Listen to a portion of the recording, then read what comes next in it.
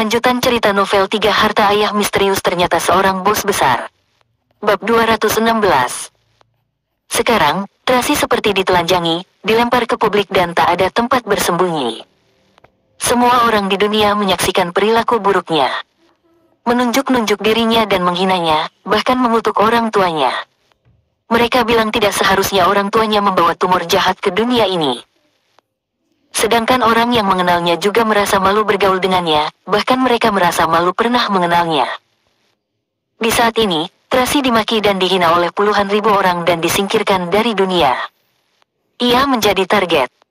Setiap orang melempar panah ke arahnya, mereka ingin sekali mencabik-cabik dirinya. Tangannya yang memegang ponsel tak berhenti gemetar. Detak jantungnya berdetak kencang. Ia benar-benar kacau, kalang kabut, kewalahan. Bagaimana ini? Bagaimana ini? Tracy. Ellie memanggilnya dengan panik dari dalam telepon. Halo. Tracy benar-benar kacau, suaranya tersendat. Ellie, aku difitnah, aku harus bagaimana? Aku harus bagaimana? Tracy, maaf, ya. Tadi saat aku melihat videomu itu, aku kira kamu sengaja berbuat demikian agar dapat menikahinya. Sekarang tampaknya masalah telah menjadi besar, tidak ada sedikit keuntungan untukmu. Kalau begini terus, kamu akan mati dihakimi masyarakat. Kamu cepat cari Presiden Stanley, jangan tunda lagi. Kalau tidak, para netizen akan membantaimu. Mereka akan mengekspos hal privasi dan masa lalumu. Nanti hidupmu akan berakhir. Sudahlah, aku harus kerja. Cepat telepon Presiden Stanley, biar dia yang mengatasi masalah ini. Ellie menutup telepon setelah memberinya instruksi.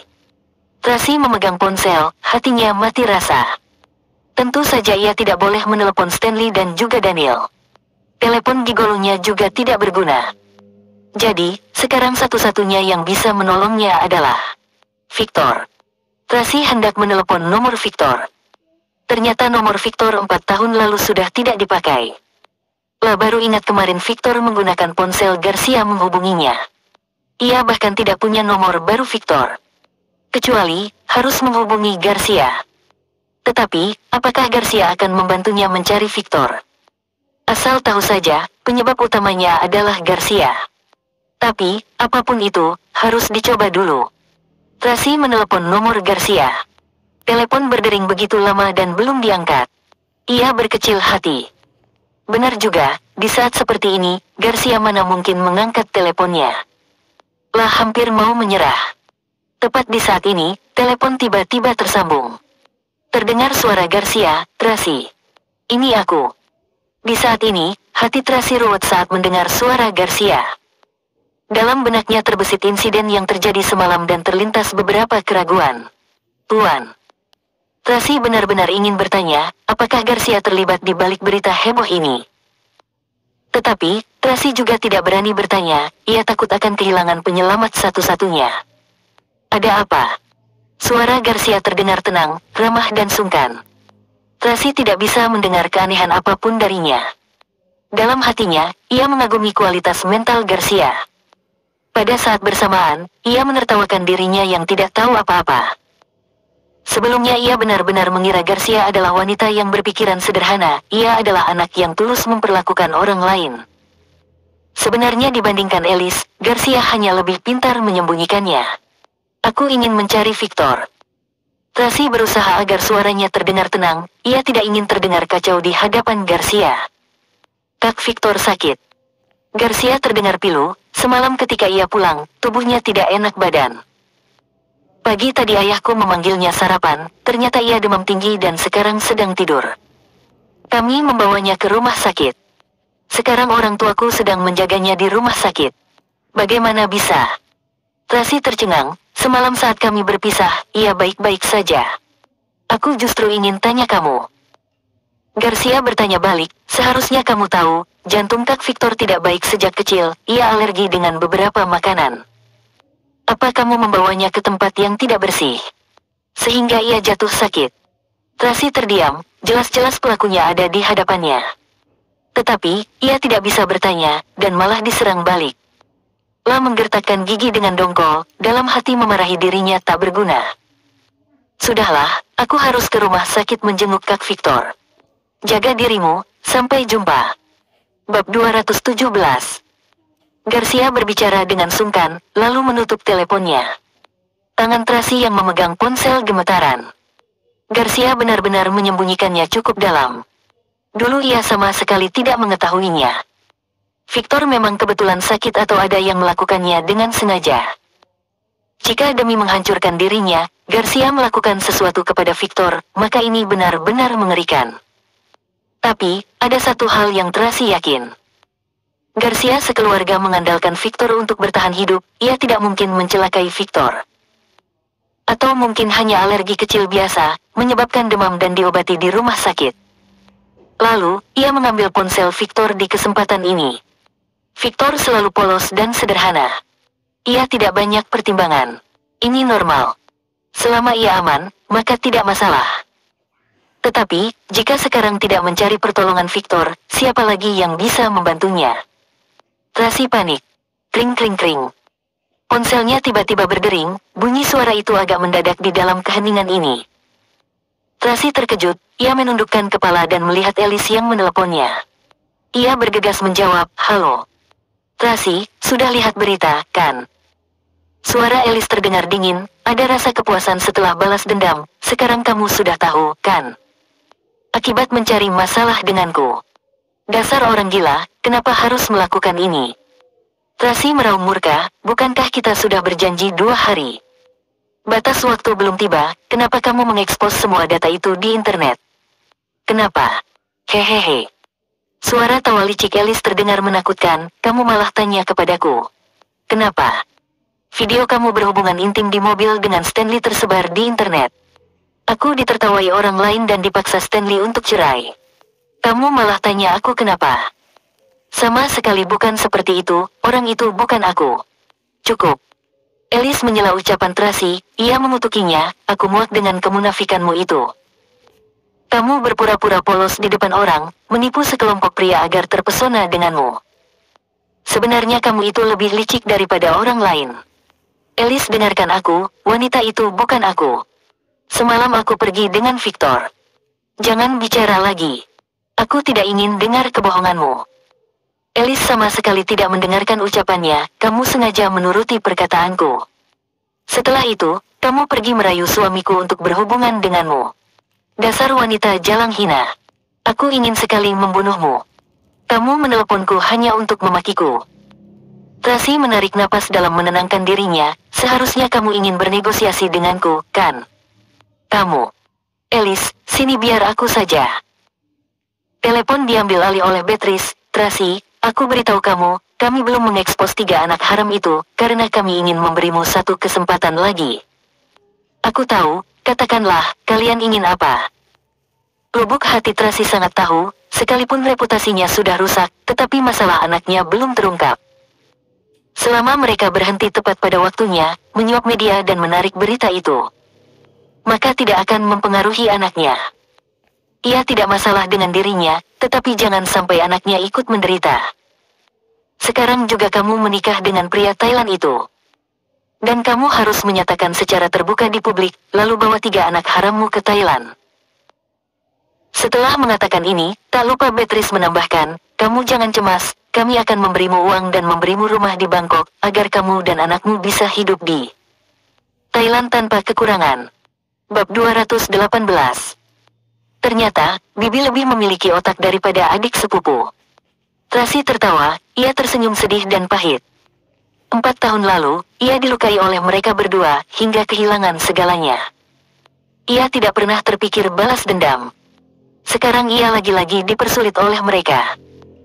Intinya, dia terlalu baik hati dan lemah, makanya terus-menerus ditindas berulang kali. Tetapi, apa gunanya memikirkan ini sekarang? Ia harus melindungi anak-anaknya. Demi anaknya, ia bersedia mengorbankan apapun. Seharusnya kamu sudah melihat berita itu, kan? Beatrice terus menekannya, "Puluhan ribu komentar sedang memakimu, pelakor hina tak tahu malu. Sekarang banyak media dan netizen yang sedang menggali informasi burukmu. Kita semua pernah menjadi ibu, aku paham perasaanmu. Kamu tidak peduli dengan dirimu, tetapi anakmu masih kecil. Memangnya kamu tega mereka dimaki sebagai anak haram oleh seluruh dunia? Cukup. Tracy menyela ucapan Beatrice dengan menggebu-gebu, air mata mengalir dari matanya. Di momen ini, ia merasa dirinya benar-benar tak berguna. Ia tidak memiliki kemampuan melawan orang licik yang menjebaknya. Ia tidak punya ruang melawan orang jahat yang mengancamnya. Ia seperti ikan di talenan yang siap disembelih. Sudah tidak ada waktu. Hanya dalam waktu 1 menit saja, berita akan menyebar dengan cepat dan keburukanmu akan terungkap lebih banyak. Beatrice mengingatkannya dengan menyeringai. Kalau kamu tidak percaya, buka saja jejaring sosialmu sekarang. Sudah ada orang yang mengetahui identitasmu, bahkan identitas ayahmu. Ayahmu adalah pria jantan, pria yang sangat baik. Jika di surga sana, ia juga dicerca orang-orang, bukankah ia mati tidak tenang? Saat dia dalam kritis, kamu sebagai putrinya malah ke bar mencari gigolo, bahkan tidak bertemu dengannya untuk terakhir kali. Sekarang dia sudah mati pun masih harus dihina gara-gara kamu, benar-benar seorang putri tak bertanggung jawab. Cukup. Tracy tidak sanggup mendengar lebih lanjut, aku menyanggupimu, apapun permintaanmu. Katanya dengan suara gemetar. Tangannya menggeser layar ponsel mematikan tautan berita. Sekarang sudah ada aplikasi yang merekomendasi beritanya secara aktif. Memang benar ada media yang menggali identitasnya, bahkan menggali insiden ayahnya. Para netizen juga menghina ayahnya di kolom komentar, bahasanya benar-benar tidak mengenakan. Setiap kalimat, setiap kata bagaikan pisau menusuk hatinya. Menyebabkan cucuran darah. Benar yang dikatakan Beatrice, kehidupan ayahnya lurus dan cerah. Ia orang yang baik hati, belum pernah ada orang yang berkomentar buruk tentangnya. Saat ayahnya meninggal secara tak terduga, ia tidak berada di sisinya.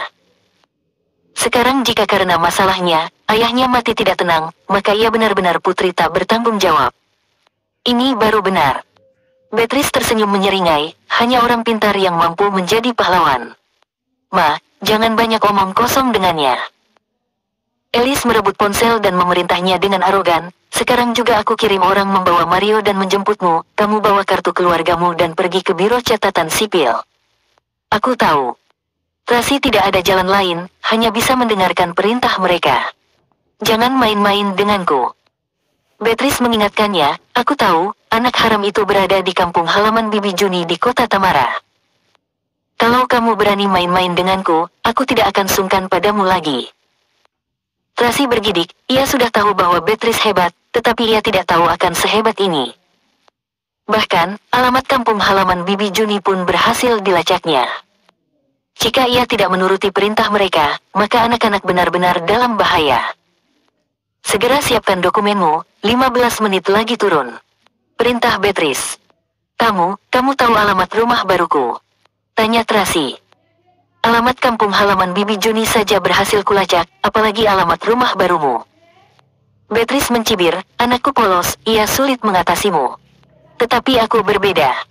Bab 219. Iya, Bibi memang pahlawan di antara. Terima kasih, cepat lakukan sesuai perintahku. Setelah menutup telepon, Tracy bersumpah di dalam hati. Ia harus berubah lebih kuat, kedepannya entah apa yang akan terjadi, ia tidak boleh diinjak-injak lagi. Tracy turun dari ranjang, lalu mencuci muka. Ia mencari dokumen dan memasukkan ke dalam tas. Ia membawa ponsel turun ke lantai bawah. Bagaimanapun harus meredakan masalah ini dulu. Kedepannya baru cari cara melepaskan diri dari pria Thailand itu, lalu membawa anak-anak menjalani hidup baru di kota lain. Di lantai bawah, mobil Beatrice sudah menunggu. Beatrice secara pribadi membawa pengawal untuk menjemput Tracy. Pria Thailand itu duduk di kursi belakang dengan gemetar. Ia seperti burung puyuh yang ketakutan, bernapas pun tak berani. Begitu pengawal melihat Tracy, mereka langsung mendorongnya ke dalam mobil, lalu menyetir mobil pergi. Tracy mendongakkan kepalanya dan melihat Frank, ia tertegun. Frank mengubah sikap lembutnya yang dulu, ia mengernyitkan kening dan memarahinya, Tracy, aku kira kamu anak baik. Tak disangka kamu malah melakukan hal memalukan seperti ini. Dulu Stanley memang pernah berpacaran denganmu, tetapi dia sekarang adalah suami Alice, ayah dari Christian. Bagaimana bisa kamu? Masalah yang disebabkan oleh putrimu lebih memalukan, apakah kamu pernah memarahinya? Tanya Tracy. Kamu. Tutup mulutmu. Beatrice menamparkan Tracy dengan bengis. Ia menunjuk-nunjuk Tracy dan mengutuknya dengan penuh emosi. Kalau bukan karena ayahmu, aku pasti sudah membunuhmu. Hehe. Tracy memegang wajahnya yang memerah sembari mencibir. Kalian berbicara seolah kalian tidak bersalah. Memangnya bukan kalian yang mencelakai ayahku waktu itu? Omong kosong apa yang kamu bicarakan? Frank menggebu-gebu marah. Kakak sangat baik padaku, kenapa aku mencelakainya? Tracy melihat ia yang menggebu-gebu, tampaknya bukan berpura-pura. Abaikan dia. Beatrice agak menghindar dari kontak matanya, tetapi nada bicaranya masih tegas. Kamu memang wanita rendahan tidak tahu malu. Tidak cukup merayu Stanley, sekarang masih ingin menfitnah kami. Jelas-jelas orang yang mencelakai ayahmu waktu itu adalah... Tutup mulutmu, untuk apa banyak bicara dengannya? Frank baru saja ingin berbicara, malah disela oleh Beatrice. Beatrice memberi Frank kode mata. Frank bergegas menundukkan kepala, tidak berani bicara lagi. Aku beritahu kamu, jangan mengada-ada. Beatrice menarik bahu Tracy dan mengancamnya, sekarang juga patuhi perintahku, maka kamu masih ada jalan hidup. Jika tidak, tamatlah hidupmu. Tracy tidak berbicara, dalam benaknya timbul berbagai pemikiran. Melihat sikap mereka, seharusnya mereka tidak ada hubungannya dengan kematian ayahnya. Mungkin mereka hanya mengorupsi uang. Tetapi, seharusnya mereka tahu pelaku sebenarnya. Selain itu, pelakunya memiliki latar belakang bagus. Bahkan, orang seperti Beatrice ini tidak berani menyinggungnya. Tetapi, sekarang bukan waktunya memikirkan ini. Lebih baik menyelesaikan dulu masalah di depan mata. Sebentar lagi tiba di Biro Catatan Sipil. Beatrice mengenakan kacamata hitam dan cadar. Ia takut dikenali orang-orang, ia masuk dengan pengawal yang membawa Tracy dan Mario. Frank dan sopir menunggu di dalam mobil. Beatrice sangat mahir mengatasi segala sesuatu, pagi-pagi sekali ia telah meminta orang mengantri di sini. Begitu Tracy tiba, ia langsung melaksanakan prosedur tanpa menunggu antrian. Satu tangan Beatrice menutupi wajahnya dengan cadar, satu tangannya menekan bahu Tracy. Ia takut Tracy melarikan diri. Kedua pengawal menahan Mario di kursi, Mario tidak berani bergerak. Kalian siapa? Staf merasa mereka aneh. Kami adalah keluarganya. Alice menjawab sembari tersenyum, aku adalah ibunya. Menemani putri dan menantuku melaksanakan prosedur. Kedua orang ini adalah kakaknya. Tracy memaki di dalam hati. Jika ia punya ibu seperti dirinya, lebih baik ia bereinkarnasi. Silakan keluarkan dokumenmu. Staf tidak banyak bertanya lagi, ia mulai melakukan prosedur. Tracy dan Mario mengeluarkan dokumen. Staf menerima dokumen itu dan melihat Tracy lekat-lekat, wanita utama dalam berita, iya. Bab 220. Tracy mengernyitkan kening, jangan-jangan informasi identitasnya telah terungkap di internet. Tidak, jika ia dan Mario mendaftar pernikahan, lalu Beatrice tidak menepati janjinya, tidak membiarkan media menarik kembali berita itu, bagaimana? Sekarang setelah beritanya bergejolak, pasti membutuhkan banyak uang untuk menarik kembali berita itu. Beatrice punya uang sebanyak itu. Tracy, kamu dengan sukarela mendaftar pernikahan dengan Tuan Mario, kan? Staf itu bertanya lagi. Omong kosong, tentu saja. Beatrice menjawab dengan jengkel, memangnya hal seperti pernikahan ini bisa main-main. Aku sedang bertanya kepada orang yang bersangkutan, bukan tanya kamu. Staf itu adalah seorang bibi berumur 40-50-an. Ia memakai kacamata tebal, sikapnya sangat tegas. Beatrice terdiam begitu ditegur olehnya. Aku tanya kamu. Staf itu melihat Tracy. Beri aku 5 menit. Tracy mengambil balik dokumennya dan menarik Beatrice pergi. Apa yang kamu lakukan? Di saat ini, kamu berani menyesal. Gumam Beatrice. Bahkan staf di Biro Catatan Sipil saja mengenaliku. Dapat dilihat, berita ini masih bergejolak. Kamu sama sekali tidak berniat menarik kembali berita itu. Tanya Tracy. Alice sudah menghubungi media. Pagi-pagi tadi kami sudah membayar 600 juta untuk menurunkan pencarian terpanas itu. Hal ini butuh proses. Tidak bisa langsung diturunkan begitu saja. 600 juta bisa menurunkan pencarian terpanas. Dalam seketika Tracy mendengar petunjuk, Beatrice, kamu pikir aku bodoh? Aku bilang aku sudah membayar 600 juta, masih terus dirundingkan lagi. Beatrice bergegas menjelaskan, uang itu harus dibayar per bagian-bagian. Begitu banyak media yang harus dihubungi satu persatu. Aku tidak peduli, pokoknya kamu turunkan dulu pencarian terpanas itu, aku baru daftar nikah. Tracy tidak tertipu lagi, begitu aku mendaftar nikah, tidak ada ruang tersisa bagiku. Setidaknya kalian harus memberikan sedikit hati nurani, kan? Oke, kalau begitu tunda saja. Beatrice menyeringai, tunda lebih lama lagi, maka rahasiamu akan terungkap. Hingga saatnya nanti, seluruh dunia tahu masalah 3 anak harammu itu. Beritu dicabut pun tak ada gunanya. Kamu. Tracy tidak bisa membalasnya. Memang benar, penyebaran di internet lebih mengerikan daripada virus. Jangankan 1 hari. Bahkan dalam 1 jam ataupun 1 menit pun dapat menggemparkan dunia ini. Duh. Beatrice menggunakan trik lunak, kami sama denganmu ingin meredakan masalah ini, bagaimanapun kami orang yang punya harga diri, masalah menjadi besar hanya akan mempermalukan kami. Kalau bukan karena beritamu dan Stanley semalam, aku sama sekali tidak akan mengekspos keluar masalahmu dengan Mario. Toh kartu AS berada di tanganku, kartu itu lebih kuat daripada ini. Kamu yang terlalu ceroboh, dikira dengan tidur dengan Stanley dan menyebarkan masalah ini. Kami akan takut padamu. Seharusnya kamu tahu, di atas Stanley masih ada orang tua yang mengaturnya. Kamu lihat di saat seperti ini, apa Stanley muncul melindungimu? Kamu sedang mengalami masalah, tapi bayangan dia pun tak kelihatan. Aku bilang sekali lagi, wanita di video itu bukan aku. Selain itu, bukan aku yang menerbitkan berita itu. Tracy benar-benar lelah mental, kalian terus-terusan mencariku, kalian salah orang. Bagaimana mungkin? Beatrice tidak percaya, kalau bukan kamu, memangnya siapa? Dia. Tracy membuka mulutnya, tetapi ia tidak bicara. Sebenarnya, sekalipun ia mengatakan keluar, Beatrice tidak akan percaya dan lebih tidak akan melepaskannya. Sekarang ia cukup menghadapi ibu dan anak ini. Kalau ia mencari masalah dengan Garcia lagi, kedepannya kehidupannya akan lebih sulit dilewati. Tidak bisa bicara, kan? Beatrice menggertakkan gigi, di saat seperti ini pun kamu bermain-main denganku. Percaya atau tidak, sekarang juga aku akan menyuruh Alice mengungkapkan 3 anak harammu itu. Tangannya sudah terlihat ingin menelepon. Bersambung. Nantikan cerita selanjutnya dan yang baru bergabung jangan lupa dukung channel ini dengan tombol subscribe, like, share dan juga komen. Semoga terhibur. Terima kasih.